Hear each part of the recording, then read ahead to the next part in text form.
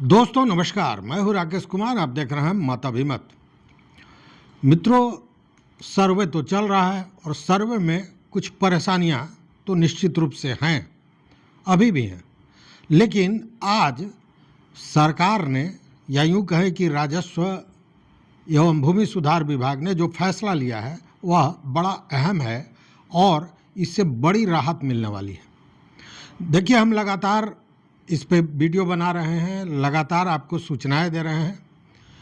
इस दौरान हमारे सैकड़ों वैसे व्यूअर्स हैं जिन्होंने एक अपनी परेशानी बताई और उसका समाधान पूछ रहे थे।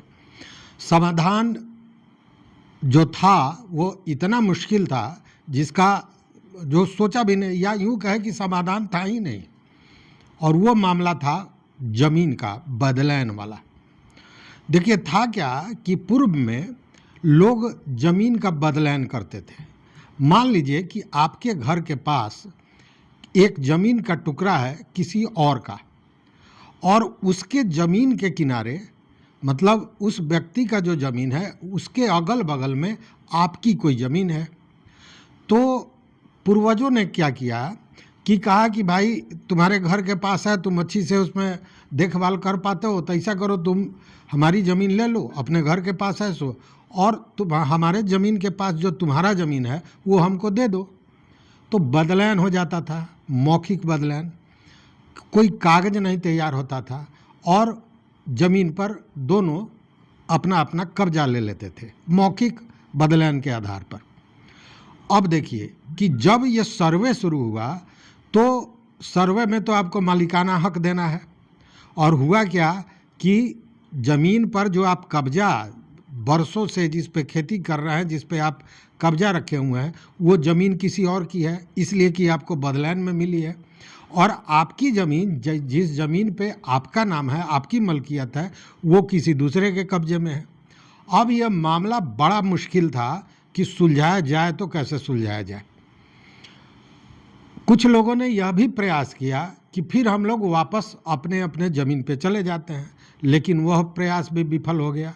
कारण कि जिस समय ये बदलैन हुआ था उस समय ज़मीन की कीमत बहुत कम थी।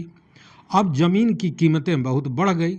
अब उसमें कोई एक ऐसा ज़मीन है जो आज के दिन में उसकी प्रकृति बदल गई, अब वो व्यावसायिक हो गया। और दूसरा ज़मीन जो है, जो कब्जे में है, उस ज़मीन की प्रकृति नहीं बदली, वो खेती का खेती है। अब ज़मीन के दर में, ज़मीन के मूल्य में इतना बड़ा अंतर हो गया कि फिर वापस बदलैन करने के लिए लोग तैयार नहीं थे। तो इस स्थिति में ये बदलैन होना मुश्किल था। और जब बदलैन कागजी नहीं है, मौखिक है, मतलब केवल जो कह दिया कि भाई ये तुम ले लो और वो तुम अपनी ज़मीन हमको दे दो, और उसी आधार पर यह काम चल रहा था बरसों से, दशकों से। अब परेशानी थी कि सर्वे होगा तो कैसे होगा, क्योंकि कब्जा तो आपका है लेकिन मलकियत कागज में आपकी नहीं है। उस व्यक्ति के साथ भी वही स्थिति है कि कब्जा उसकी है, वो खेती कर रहा है, बरसों से कर रहा है, लेकिन मलकियत दिखाने के लिए उसके पास पेपर नहीं है। अब यह प्रॉब्लम बहुत बड़ा था और इसके चलते हजारों ऐसे लोग थे जिन्होंने अभी तक प्रपत्र 2 नहीं भरा था कि आखिर हम करें तो क्या करें। और जैसा मैंने बताया कि कई मित्रों ने साझा किया अपना प्रॉब्लम, और उन्होंने कहा कि हम तो प्रयास भी कर रहे हैं लेकिन अगला देने को तैयार नहीं है।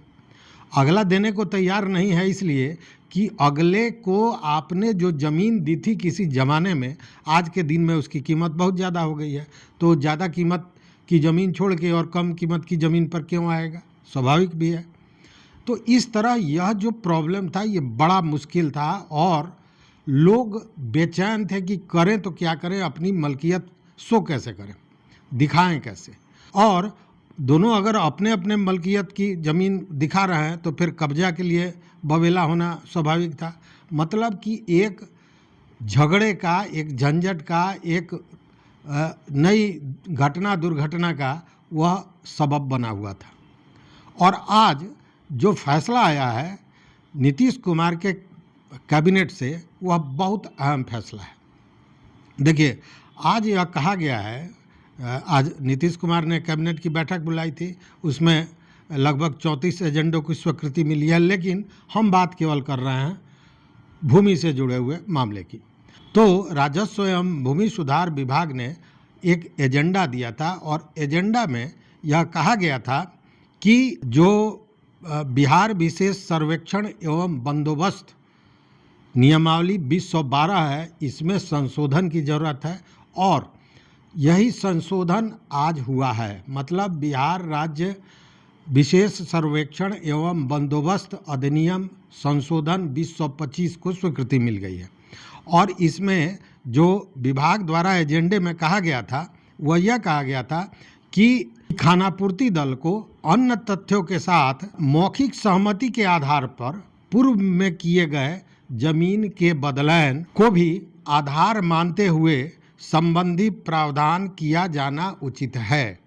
मतलब कि अगर पूर्व में मौखिक बदलान हुआ है तो जो खानापूर्ति दल है वो उन चीज़ों को देखेगा और उस हिसाब से मलकियत स्पष्ट करेगा, तय करेगा। यह बहुत आवश्यक है सर्वे के लिए और इसी को लेकर यह पूरा संशोधन हुआ है। मतलब कि ये जो एक बड़ी समस्या थी, इस समस्या से रैयतों को बहुत बड़ा राहत मिला है, इसमें कहीं कोई शक नहीं है, क्योंकि बहुत लोग परेशान थे इस बात को लेकर।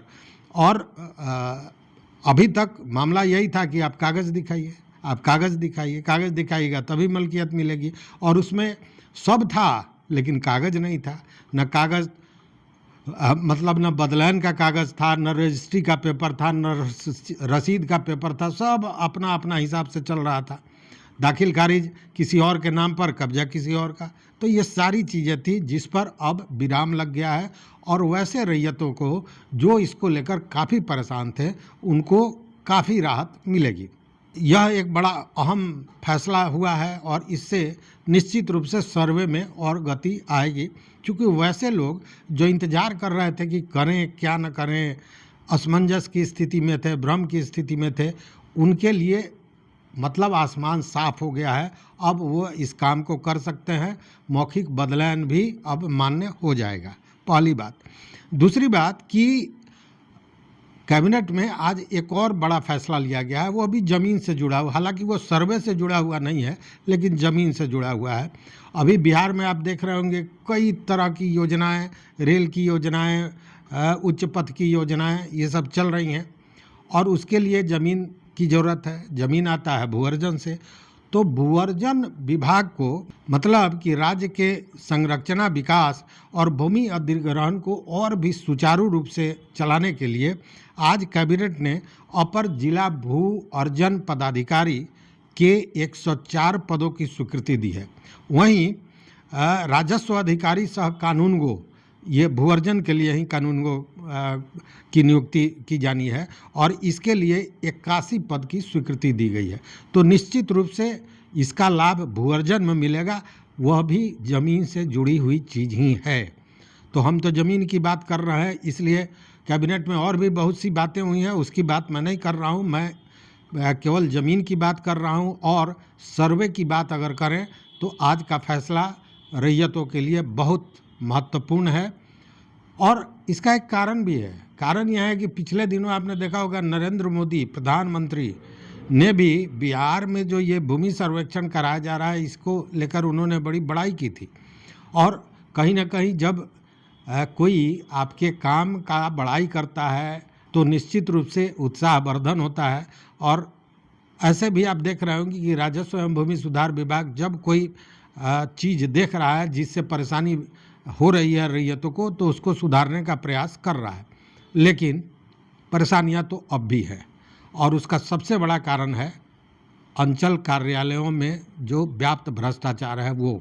हालांकि मेरा जो व्यक्तिगत अनुभव है, मैं भी अपने ज़मीन का स्वघोषणा पत्र जमा करने गया था और मुझे जो कर्मी वहाँ मिले उन लोगों ने बहुत, हालांकि हमने अपनी पहचान छुपा के रखा था, मैं ये नहीं बताया कि मैं पत्रकार हूँ या अब वो जानते हो तो मैं नहीं जानता, लेकिन बहुत ढंग से उन्होंने व्यवहार भी किया, कागज़ों को सूचीबद्ध किया, रजिस्टर में मेंटेन किया।